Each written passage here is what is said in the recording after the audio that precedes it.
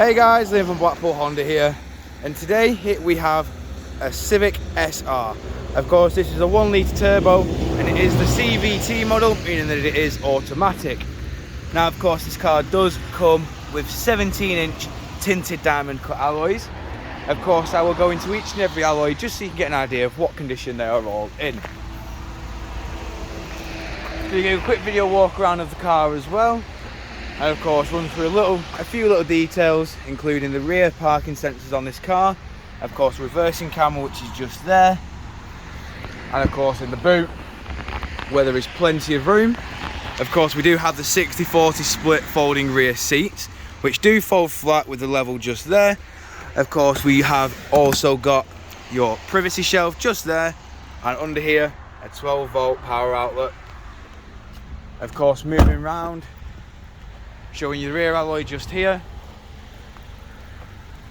Of course in the rear of the vehicle we do have your cloth black seats with isofix mounting points, and of course your electric and automatic rear windows. In the front of the car now we do have all 4 controls for the windows, central locking and window lock, and of course your electric adjustment for the wing mirrors with power fold.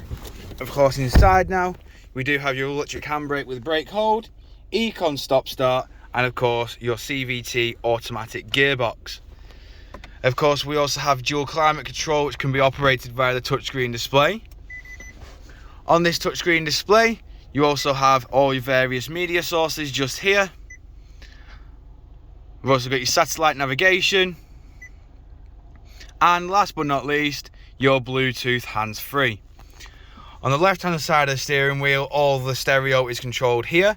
You've got your station select, and of course your source here, volume there, onboard computer just here, voice recognition, and of course your Bluetooth hands-free controls just there. Your speed limiter and cruise control is controlled here, and of course we have automatic headlights and windscreen wipers.